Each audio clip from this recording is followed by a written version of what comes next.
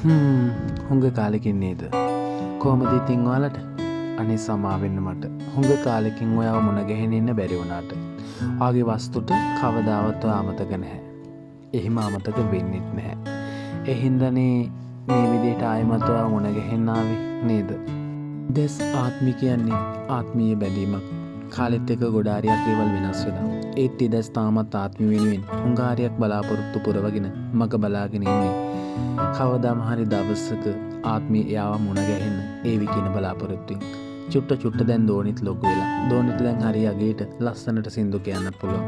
බබාවත් එක්කන් office එකට එන තිදැස්ස සංදේසිවත් එක්කගෙන චූටි දෝනි ගැන සින්දු අහගෙන ඉන්නේ. හරිම සතුටින්. ඔය අතරේ සංදේශී ආන්ටිගෙන් සින්දුවක් කිල්ලෝ චූටි දෝනිගේ ඉල්ලීම කොහොම වෙතත් තිදැස්සේගේ ඉල්ලීම අහක දාන්න බැරි හින්දම සංදේශී හිතුවේ ලස්සන සින්දුවක් කොහොම හරි මුමුණන්න ඕනේ කියලා. ඉතින් සංදේශිගේ මුවින් තිදැස් ආසම සින්දුව එයාගේ ආදරණීයම හඬ ආත්මිගේ හඬින්ම ගැයෙද්දි තිදැස්ට මේක හිතා ගන්න බැහැ. එයාට ඇති වුණේ ලොකු සතුටක්.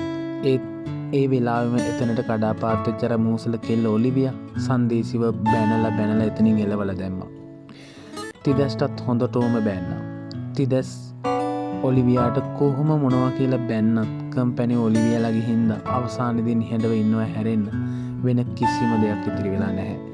ඔය අතරේ බන්දුකට දැන් ඕනේ අර මිනිමරුව අයියෙක් ඉන්න තමාසිගෙන් කොහොම හරි ඈත් වෙන්න.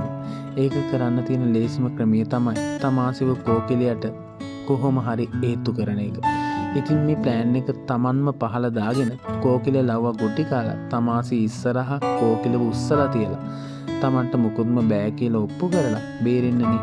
හැබැයි ඉතින් තමාසි නම් දැන් බන්දුකට ගොඩාරියක් ආදරේ වගේ. ඒකනේ මෙච්චරටම බන්දුක ගාව හඬා වැටෙන්නේ නේද?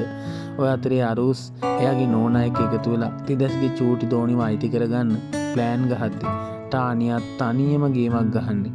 දරුවව අරුස්ගෙන් ඉවත් කරන්නද කියලා තමයි මට නම් හිතෙන්නේ. ඉතින් අරුස් හදන්නේ මොනම හරි ගේමක් ගහලා එයාගේ දෝනිව අයිති කරගන්න කියලා හිතන තිදැස් මේ ගැන කෝකිල අචල දෙන්න හොයාගෙන ආවේ. මේ ගැන අහලා එයාලගෙන්වත් උත්තරයක් දැනගන්න.